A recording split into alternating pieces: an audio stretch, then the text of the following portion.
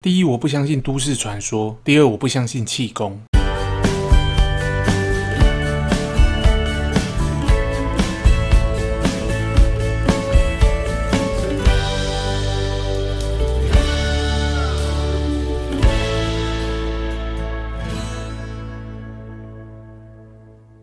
前阵子做了一集老高宇宙，但那一集存在一个重大 bug， 就是我忘了说我是妙见神小莫的脑粉，尤其是看了和九妹合作的那一集，就可以感受到小莫在频道里跳跃性思考的神妙见解有多重要。那我今天就来探讨关于灵魂与气功是不是真的存在。为什么会想探讨这个主题呢？主要是在老高的某一部影片里，小莫满脸认真信誓旦旦的说他爸会气功，还有小时候亲眼看过鬼魂的经验。结果老高一脸不信，吐槽说我第一不相信都市传说，第二不相信气功。当时没有人愿意相信妙见神，老高就默默地跳过这个话题。今天我身为妙见神的脑粉，肯定要先相信妙见神，再试图证明鬼魂与气功的存在。首先我们可以从老高地球监狱说这部影片得到一个论点。影片大概是说地球其实是一个外星人的监狱，人类可能是一种精神体的存在，透过身体这套狱符搭配地心引力和氧气，把人类牢牢钉在地球上，然后在地球上坐牢，表现良好才放你走。要相信地球监狱说的前提是，首先我们要相信人类是一种精神体，也就是相信灵魂是存在的。就算我今天 Google 到一堆灵异照片，也很难证实真假，所以我就换一个关键字 Google 灵魂转世、濒死体验 Near Death Experience 或再生人，由活人来证明应该比较可信。找着我还看到一个哈佛大学的神经外科医生，用他医生的职业名誉和个人的声誉担保，出了一本书叫 Proof of Heaven， 有3个转世的案例，我觉得很屌。第一个案例是很有名的二战飞行员转世 James， 挂掉的时间是1945年3月3号，挂掉的地点在日本硫磺岛附近被击落飞机，然后他转世的地点是1999年美国路易斯安那州，两地之间距离11607公里，中间相差了54年，在2岁的时候觉醒。小 James 还记得90岁姐姐的话，而且幸存的老兵也以这辈子的信誉和名声担保，证实这个小男孩就是当时的战友。影片按赞你就是我的战友，而且美国人没有轮回的宗教概念，实在没有必要冒着被当神经病的风险替一个小男孩圆这个谎，但我冒着被当神经病的风险做了这部影片。第二个案例是中国农村小伙陈明道转世为唐江山。陈明道挂掉的时间是1967年9月，挂掉的地点是中国海南省儋州市。当时的他想要去买柴油打酱油，结果被隔壁村子的人用刀捅死了。然后他转世的时间是1976年，转世的地点是中国海南省东方市，两地距离145公里，中间相差了9年，在3岁的时候觉醒。屌的是东方市讲闽南语，从来没有学过儋州话的小孩竟然能讲一口流利的儋州话，而且死前致命伤在腰部，在这个3岁小孩的身上同样位置竟然有类似致命伤形状的胎记。唐江山的妈妈被采访时表示，自己拉拔长大的小孩一直说是别人家的小孩，还硬要跑去别人家当他的儿子。唐江山的妈妈表现出来的愤怒感，我觉得非常的真诚。第3个案例是台湾很有名的朱秀华借尸还魂的都市传说。朱秀华挂掉的时间地点是1958年云林县外海的海丰岛，还魂的时间地点是1959年云林麦寮乡，两地的距离约20公里，中间的灵体滞留时间是1年。当时还惊动了台湾赫赫有名的川林北腿蒋介石，特意选在晚餐后亲自实地查访，经过其推理认证的真实案件。这是一个灵体滞留细节非常清楚的案件，在各地转世案件中极为少见。精神科医师有谈到一点，就是一位不识字的女子，在大病一场后突然变成识字，还能教小朋友念书写字，瞬间从不识字到具有会计算账的专业技能，连精神科医师也感到惊讶。这一点科学无法解释，而且在肉体不存在的状况下，灵体产生的意识细节和记忆都那么的清楚，完全符合了地球监狱说的论点。这几个案例的完整影片我放到本片的最后，有兴趣的知识型 YouTuber 或心理学大师谎言终结者可以自行推理考证。如果有趣的发现，欢迎在底下留言。看完这些案例，先别急着否定，保持无知与好奇心是重新认识这个世界的唯一方法。所以我大胆的假设这些都是真的，因此就产生了几个推理。推理一，灵魂其实具有继承性。从飞行员和农村小伙的案件，我们可以得出人类的记忆并非储存在大脑，而是储存在灵魂。从借尸还魂的案件里可以得出，意识不是由大脑产生的，而是由灵魂产生的。你一定会问，那怎么解释老人痴呆跟智障呢？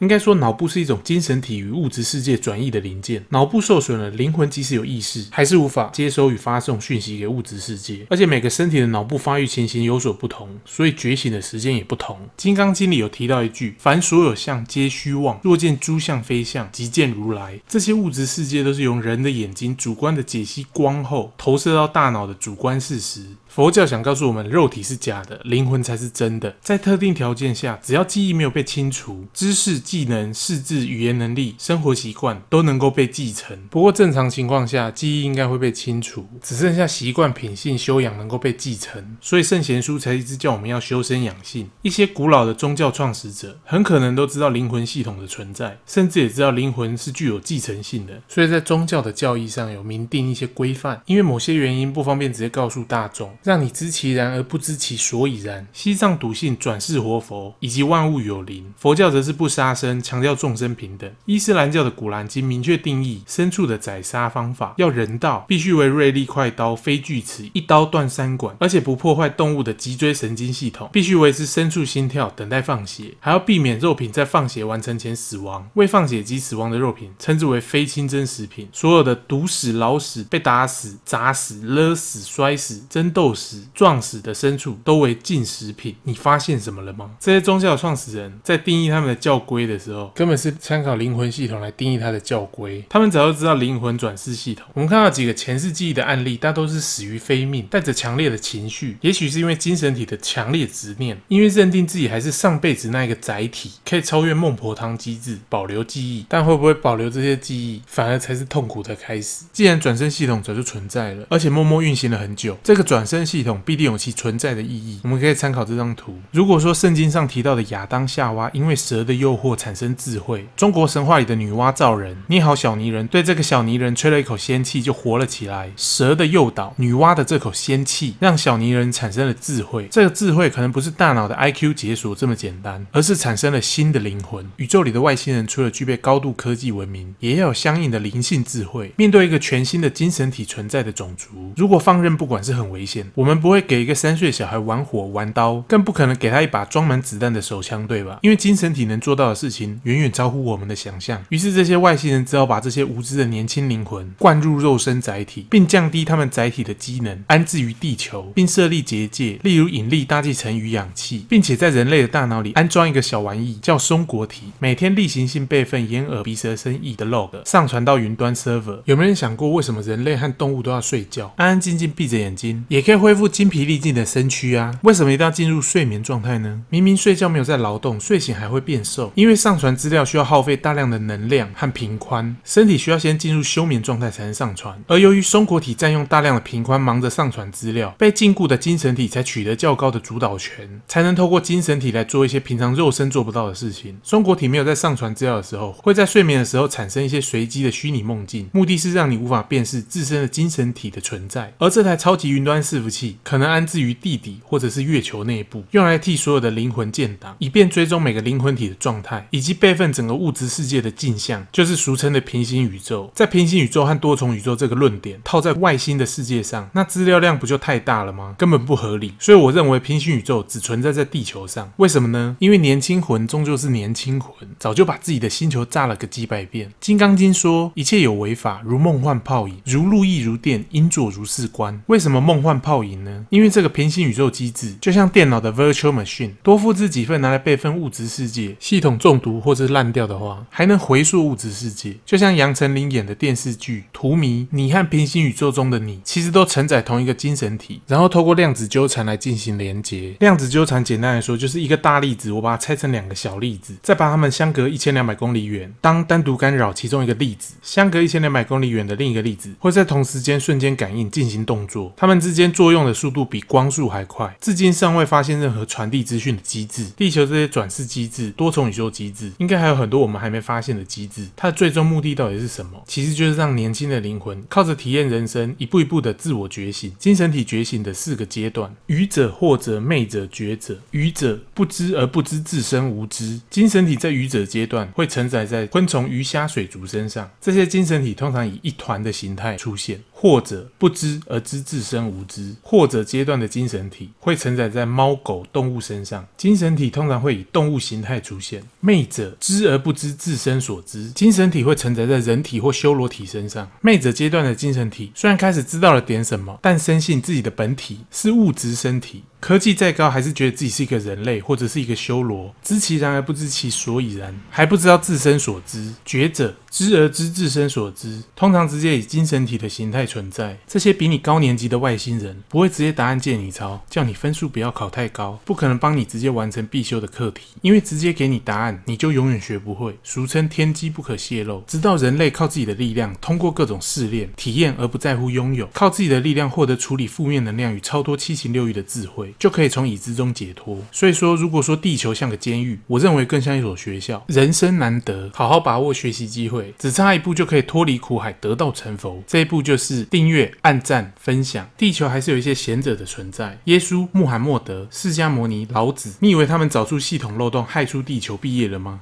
不，他们就在我们身边，但是现在睡着了。耶稣现在应该在 Seven 值大夜班。7-Eleven 的7减11等于-4，这个负号代表减掉一杠，4减掉一杠就是一个倒十字架，就是耶稣到此一游的意思。穆罕默德早就忘记伊斯兰教的清真食品，现在可能在夜市里炸鸡排。释迦牟尼常常梦到头上一粒一粒圆圆的，我估计现在应该在手摇杯店里卖珍珠奶茶。老子现在也不骑青牛了，现在可能骑着自己的机车在下雨天外送麦当劳欢乐颂。你的随手分享也许可以唤醒他们心中的巨人，他们就可以组成一队新复仇者联盟，这样就可以把拯救世界的重责大任交给他们了。再来推理2，所有的物质身体都只是一台基因机器。假设今天我们人类要来造一台机器蜜蜂，我预期做出来会长这样，结果真正做出来会长这样，而且真的动手去做了，还会发现一大堆的难题，例如电池没电了怎么办，体积怎么缩小，重量怎么减轻，怎么去除遥控部分让它自动化，怎么减少成本量产。再想想真正的蜜蜂根本不用电池嘛，肚子饿就自己去吃花粉，打炮就可以量产。基因里写好演算法，整体数量太少会继续打炮繁衍，数量过多会集体自杀，而且基因里预设害怕死亡来避免折损。和我们做的烂东西相比，这个以有机物、水、电流打造而成的蜜蜂根本就是超级无敌外星科技。发现什么了吗？人类的肉身不也是一台外星科技的基因机器吗？我们科技树根本还没点到水的部分。不管哪个外星人造出人类这个躯体，我们都只看到物质的表象，人身、蛇身、龙身、小灰人身、动物身、采柴身。有没有想过不同的物质表象背后的本质都是精神体？之前说外星人寿命大约是36万年，更精确的说应该是外星人的精神体寿命约36万年，物质表象都只是精神体的载具，就像是一台钢弹，天狼星人开钢弹，小灰人开萨克，人类开坦克。物质表象的载体就只是看谁的机体比较强大。我们看到的几个案例都有灵体滞留时间54年、9年、1年，都不是瞬间就可以转世，代表客观世界中驾驶员数量大于钢弹载体数量。那没有钢弹可以开的驾驶员去哪里了呢？我们不是常常听到一些都市传说，一些灵异现象，一些凶宅、庙宇、神像、石头、土地都出现过所谓的地缚灵现象。这些载具都不是生物，却还是可以承载精神体。它们都有一个共通特点，里面都是含有碳的物品。然后我们可以发现，碳是地球上所有生物的化学根本。之前有看过一个新闻，俄罗斯有一个自称火星人转世的火星男孩，他说火星人是吸二氧化碳，而不是吸氧气。我有个大胆的想法，就是我先相信他讲的都是真的。为什么我们的身体吸入氧气，但要排出二氧化碳呢？动物也是，鱼也是，所有地球的生物载体都吸氧气，排出没有用的二氧化碳。如果火星男孩说的是真的，代表火星人也是一种精神体的存在，才能适用于灵魂转世系统。火星男孩想告诉我们的，其实就是精神体需要的是二氧化碳。人类以为吸氧气是为了人类本身，其实是在替精神体制造二氧化碳。所以在台湾庙里拜拜都会焚香烧纸，因为庙里的神明或鬼魂其实就是昧者阶段还觉得自己是人类的精神体，在没有肉身载体的情况下，没办法随时制造二氧化碳来补充能量，当然会希望你烧一点含有碳化学式的物品来制造二氧化碳。所以当初外星人创造亚当夏娃肉体的理由，就只是拿来当做物质世界的载具而已。再来推理3，灵魂可以直接影响肉体，甚至改变肉体。在之前的农村小伙案例中，相同的灵魂不同的躯体，但在唐江山新的身体上，死前的创伤竟然可以变成胎记。而在借尸还魂的案例中，同一副身躯不同的灵魂，还魂之前体弱多病，还魂之后身强体壮，这部分就可以解释中国功夫和气功。简单说，这就是由精神体主导肉体的情况。肉身载体与精神灵魂的同步率越高，运动表现越好。一般情况下是肉身载体主导精神体，所以你肚子饿、大姨妈来了，都会影响你的意识。在肉身主导灵魂的情况下，肉身的体术再强，人类也有个物理极限，这样是绝对没办法练成真正的上层武学。同步率这个设定就有点像是可以让驾驶员和机体进行人剑合一、攻防一体。高同步率有2种情况，第一种情况是驾驶员主导机体，这就是我们期望的状态；第二种情况是机体主导驾驶员，俗称称暴走状态。在暴走状态下，驾驶员会处于昏迷状态，由载体的生物本能办事。暴走状态的风险，驾驶员可能会忘记自己只是驾驶员，相信机体才是本体。若机体受伤或出现一些毛病，驾驶员也会深信自己受到创伤。驾驶员就像是我们的灵魂嘛。同理可证，网络上看到一些被冰块烫伤、硬币烧伤的实验，没有每个人都适用。但是高同步率的人，在灵魂深信不疑的情况下，由灵魂主导肉体的情况，我认为是有可能发生的。而且这种人特别适合练气功、轻功或魔法之类的。这种人唯一的风险就是，万一肉身死于非命挂了，即便取得了新的载体，灵魂会不自觉的把受伤这件事同步到新的肉体，产生先天缺陷。这也是为什么很多神秘的中国功夫都说要从小开始练，才有机会学会。欧美盛行的吸引力法则原理也是一样，谎言重复100遍就能成为真理，因为只要你的灵魂打从心底相信，深信不疑的情况下，才能超越肉体极限。像是少林功夫，初学阶段是先练健康的体魄，先短期的提高同步率，但练拳不练功，到老一场空。重点还是要训练精神体，所以就会透过一些强制性的规范，由外而内的去影响，去征服身体的本能欲望，达到所谓佛法讲的6根清净、5蕴皆空，不起心动念。接着再透过打坐和冥想，让你探索内在，感受所谓的气。其实所谓的气，只是自己的精神体能量的流动，期望可以辨别出哪些是肉体产生的欲望，哪些是精神体产生的意识，最后达到精神体主导肉体的领域，你就练成了少林72绝技的龟派气功。大家不知道有没有一种经验，就是在背后没有长眼睛的情况下，有时候可以感觉到有人在看你，然后一转头偷看你的妹子双颊泛红，又羞又喜，赶快假装看旁边。会发生这种奇怪的预知能力只有2种可能。第一种可能就是你本身是一个武学造诣很高的武林高手，本身已经达到精神体主导肉体的状况，于是你拥有这种洞察能力。第二种可能就是偷看你的妹子在想色色的事情，精神体霸气侧漏才让你轻易察觉。这可以用量子力学来解释。量子力学大概是说，不观测是一种结果，一观测结